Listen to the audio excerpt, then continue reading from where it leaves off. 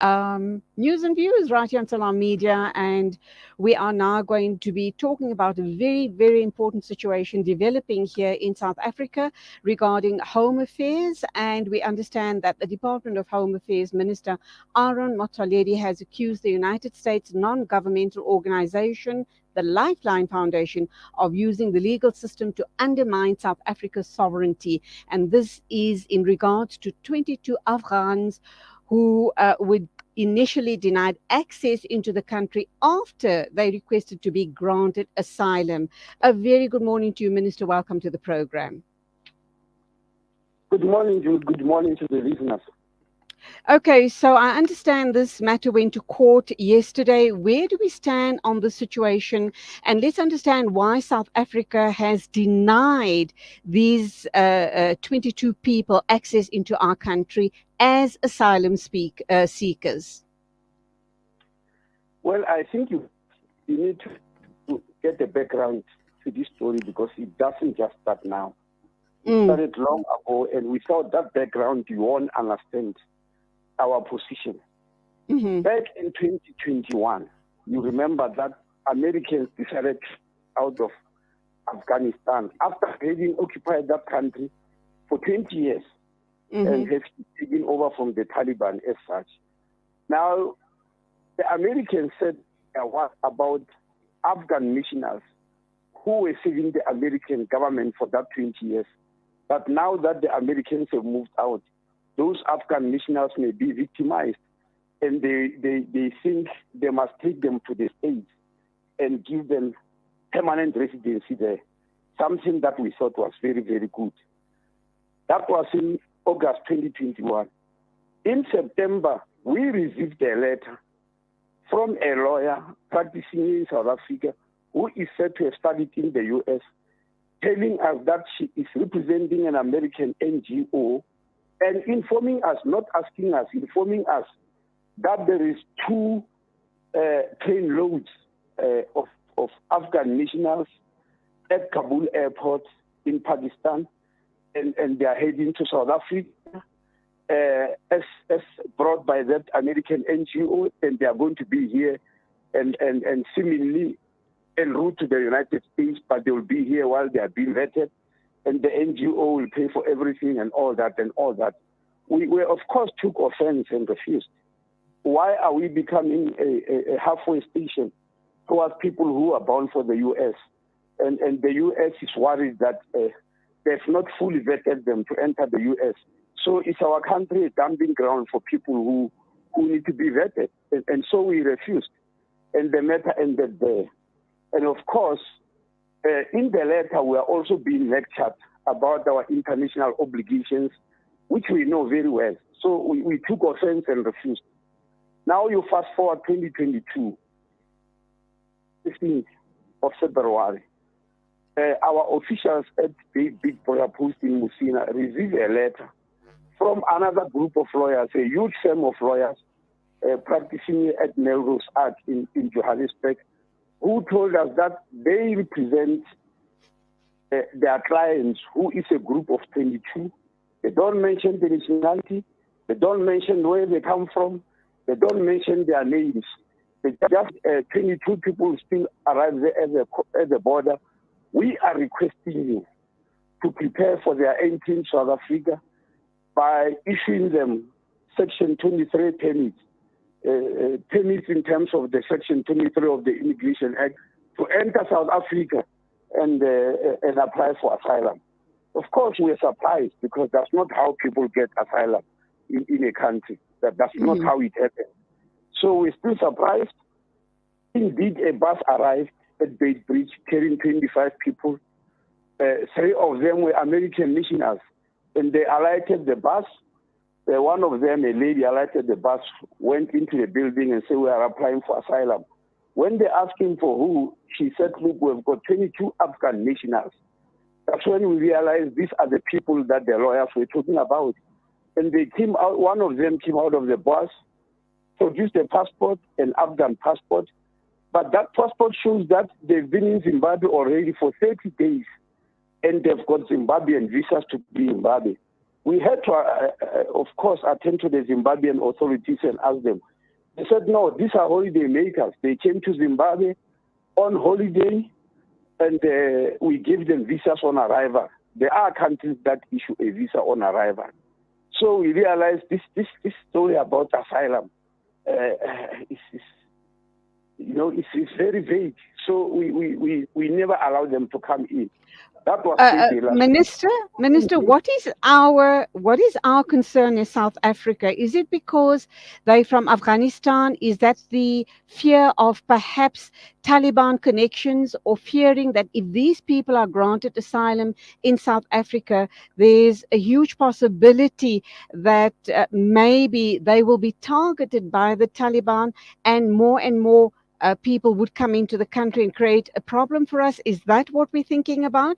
Or is it about the Americans the Americans were in Afghanistan for the past 20 years? It is their duty to take these people directly to America and not make it the problem of South Africa. Maybe you better listen to me to finish the story before you answer those questions. It's Sure, possible go that ahead. when I finish, those questions will have been answered. Yes. So we didn't allow them to come in. Then the following day, on Friday, the 17th, they then come back to the same border post armed with a court order, and that we must allow them in the interim, while the return date for a court hearing is the 7th of March. We were shocked because we were not served. When somebody sues you, they give you court papers. We were not served with those court papers. So we were surprised, but we discovered later that there was trickery here.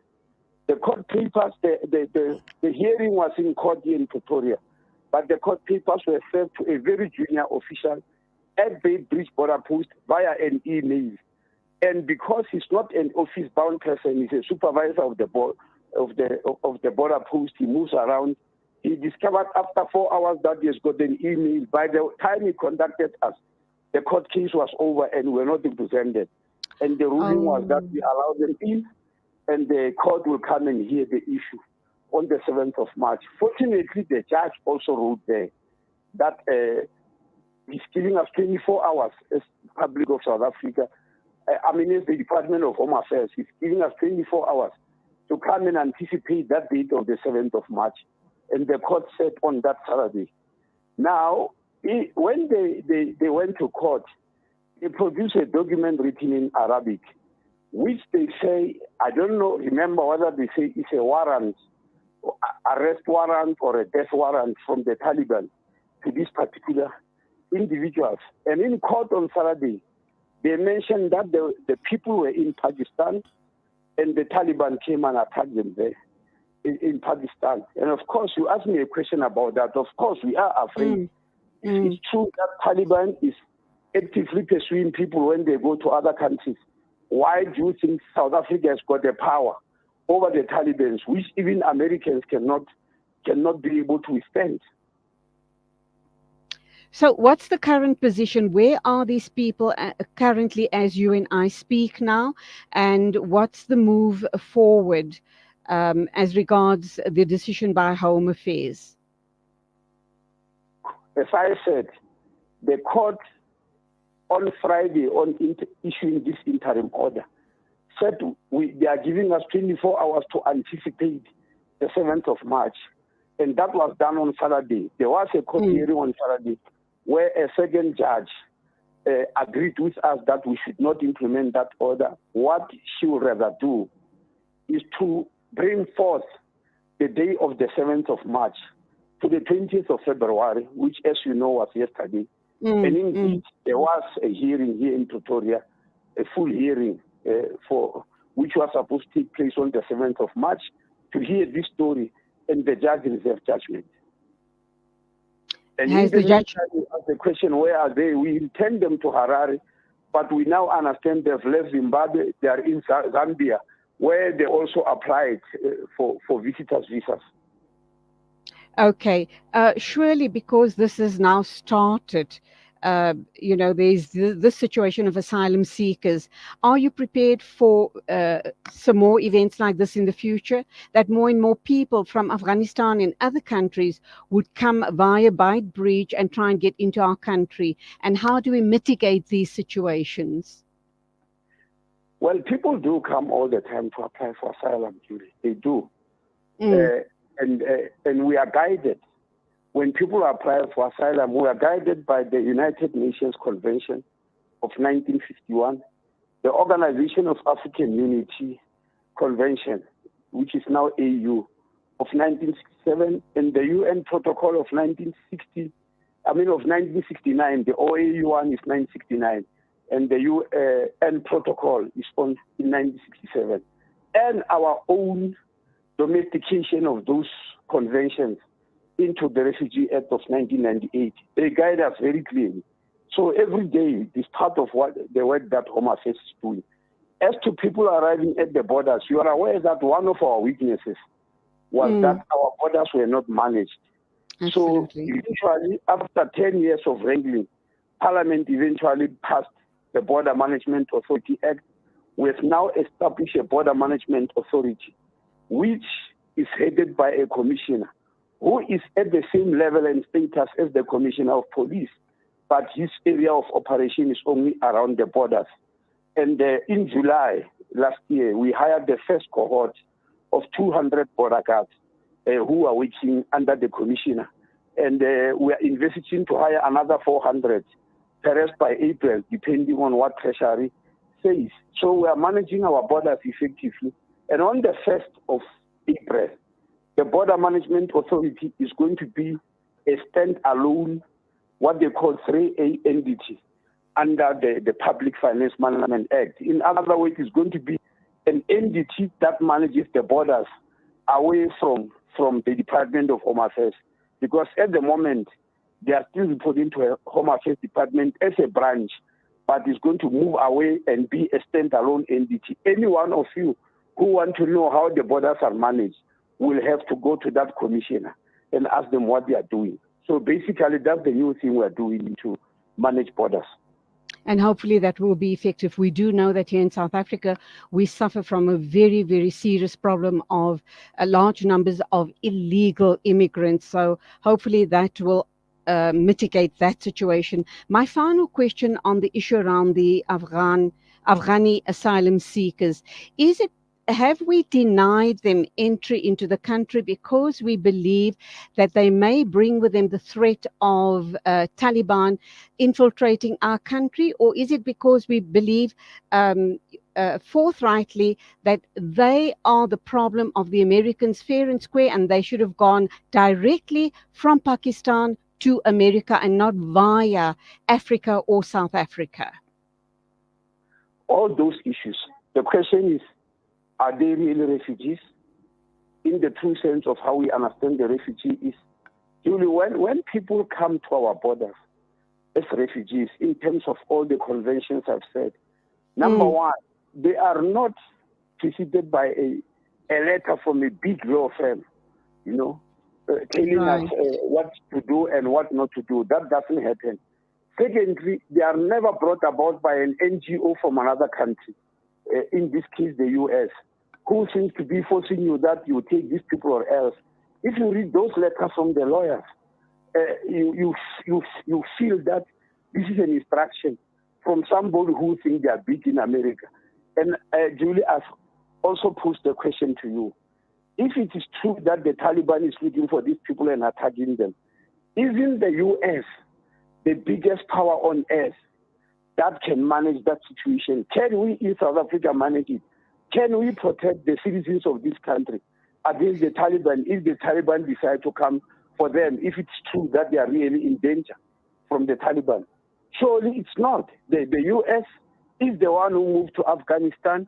It is the one who moved out. They are the ones who said they will take these people into the US.